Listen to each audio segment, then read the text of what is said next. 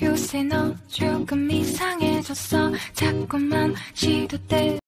Rama terdiam. Ia sangat paham jika Laura itu seorang adik yang sangat peka, bahkan dalam hal sekecil apapun tentang kakaknya.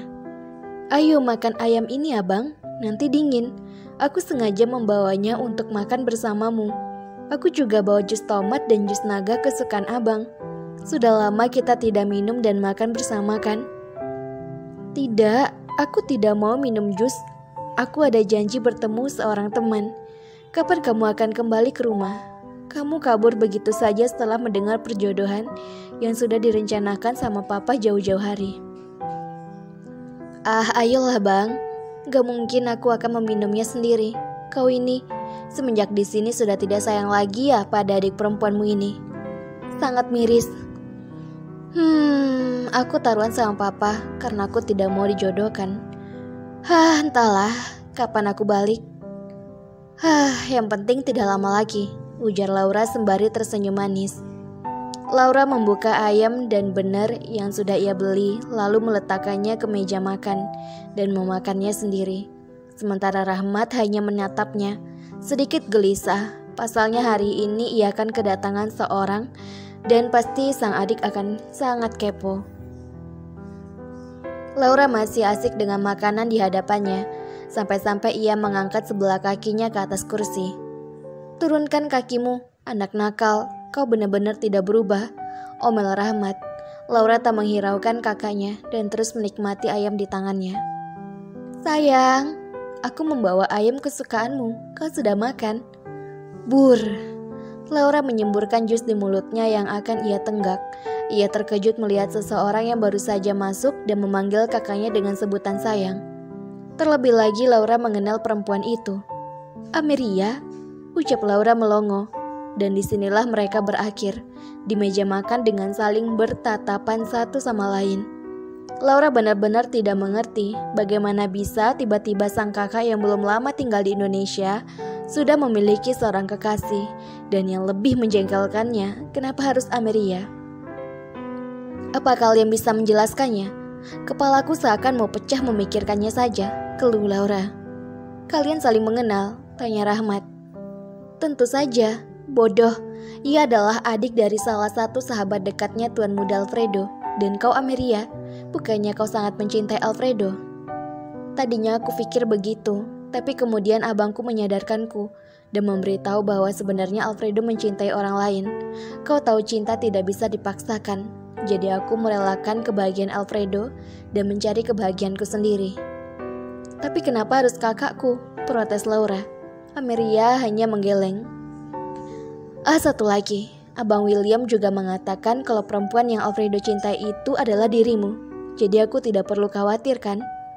Kali ini gantian Rahmat yang menyemburkan air yang akan ia minum. Apa? Kau habis dari mana? Lama sekali.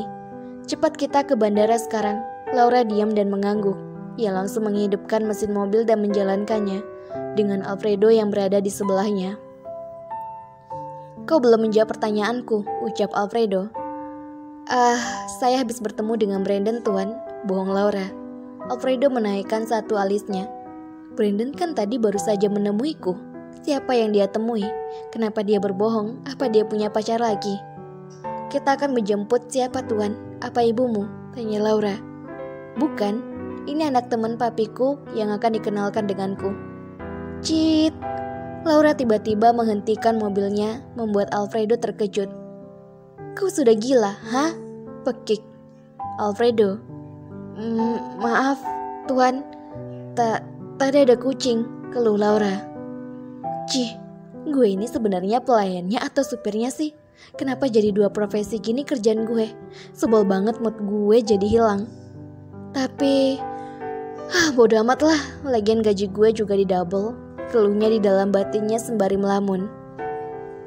Pakai matamu, ucap Alfredo. Laura hanya diam dan Laura kembali menjalankan mobilnya. Ia hanya sedikit terkejut. Jangan-jangan ini seorang perempuan yang akan dijodohkan dengan tuannya. Mereka pun tiba di bandara yang terlihat sedikit ramai pada saat itu.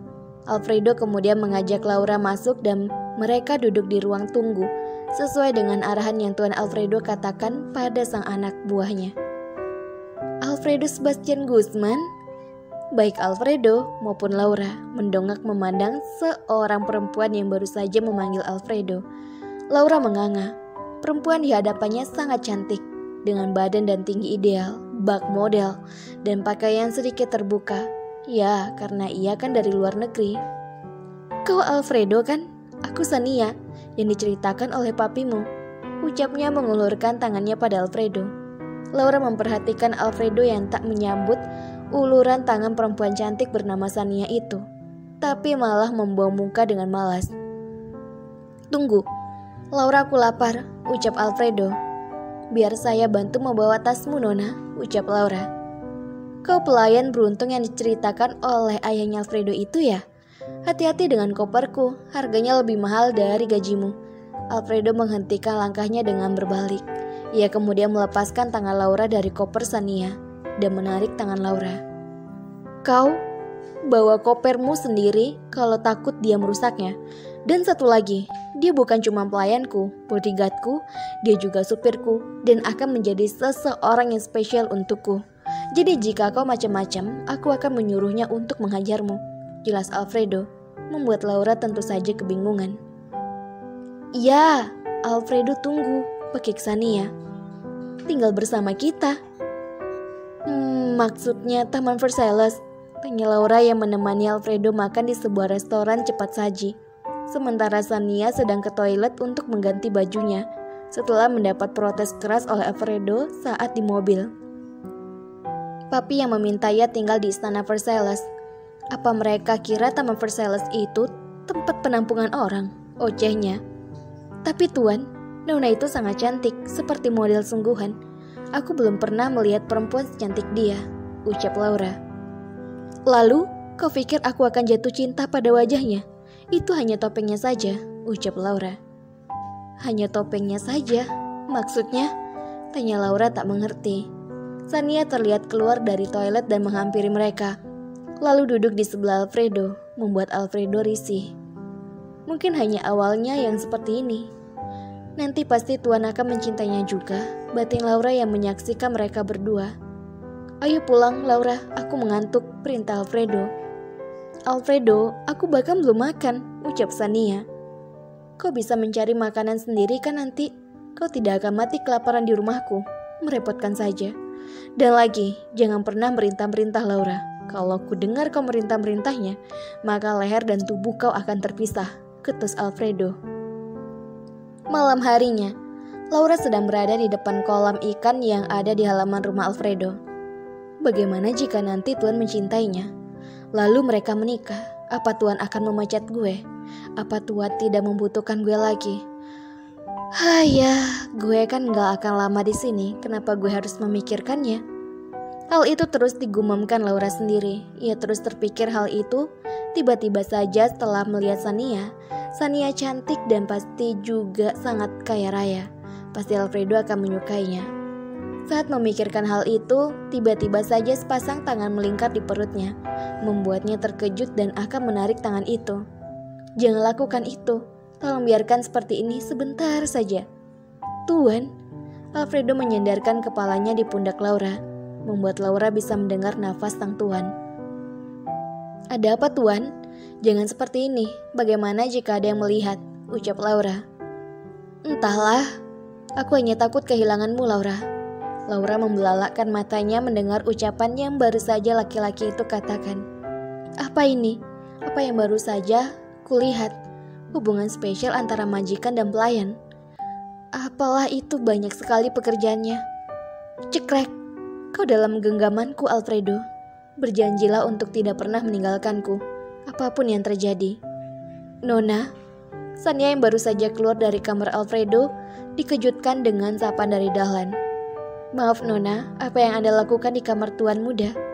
Sania melipat tangannya dan memutar malas bola matanya. Tentu saja ingin membangunkan calon tunanganku. Ngomong-ngomong di mana dia? Tanya Sania. Maaf Nona, Tuan Muda paling tidak suka jika ada yang memasuki kamarnya tanpa seizinnya. Lagi pula Tuan juga sudah pergi pagi-pagi sekali bersama Laura. Pergi? Kemana? Saya tidak tahu, Nona. Tapi mungkin ke kampus. Ah, Pak Bodyguard. Apa mereka punya hubungan spesial? Maksudku antara Alfredo dan pelayannya itu. Tanya Sania lagi. Saya tidak mengerti maksud Anda, Nona. Hubungan mereka sama seperti hubungan saya dengan tuan muda saja. Sudahlah, percuma aku bicara padamu. Kau tidak mengerti. Payah. Kenapa kita pergi pagi-pagi sekali, Tuan, dan malah duduk di minimarket? Aku bosan dengan sarapan rumah. Aku ingin makan mie instan. Tapi Tuan, aku bisa memasaknya di rumah jika hanya mie instan saja. Alfredo meletakkan sumpitnya, menghembuskan napasnya, lalu menoleh pada Laura yang duduk di hadapannya. Kau tidak mengerti ya? Aku ingin menghindari perempuan yang ada di rumah itu. Laura menautkan kedua alisnya sambil mengunyah makanannya. Kenapa Tuan mau dijodohkan kalau akhirnya Tuan ingin menghindarinya? Alfredo menahan senyum. Tentu saja untuk mempertahankanmu. Aku tidak mau kehilanganmu. Blush. Pipi Laura langsung memerah begitu Alfredo mengatakan hal tersebut. Ia jadi dibuat salah tingkah karenanya. Dan Alfredo menangkap itu semua, membuat mengulas sedikit senyum. Aku sudah menghabiskan 2 bungkus, tapi kenapa mie ini sangat enak? Aku jadi ingin memakannya lagi. Jangan lakukan, Tuan. Ini masih pagi, Tuan. Kau tidak boleh lebih banyak makan mie lagi. Kau bisa sakit. Seakan tak mendengar ucapan pelayan cantiknya itu, Alfredo kembali ke rak yang menyediakan berbagai macam mie instan dari berbagai merek itu dan mengambilnya 1 bungkus lagi, lalu membayar dan memasaknya menggunakan microwave yang disiapkan oleh tangannya sendiri. Tuan, kau bisa sakit, ucap Laura saat melihat Alfredo datang dengan mie yang sudah matang di tangannya.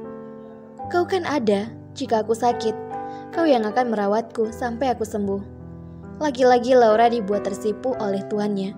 Entah ada apa dengan Alfredo hari ini, tapi ia seperti sangat berbeda dari biasanya. Ia terlihat sangat ramah pada Laura hari ini. Kau itu harusnya sedikit berdandan jika akan pergi ke kampus.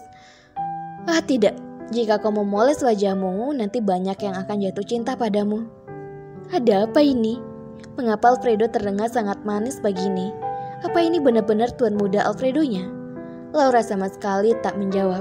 Setelah menyelesaikan mangkuk ketiga, Alfredo dan Laura langsung bergegas menuju kampus Versailles. Aku akan berkumpul dengan William, Bang Brandon dan Tristan dulu. Kau pergi saja ke kelas duluan. Iya Tuan, balas Laura singkat. Laura pun berjalan dengan santai menuju kelasnya, lalu tak lupa memakai handset seperti yang diajarkan oleh Alfredo beberapa hari yang lalu. Walaupun ya memang para mahasiswa kebanyakan sudah tak menceritakannya lagi karena terlalu takut berurusan dengan Alfredo, Brandon, William maupun Tristan.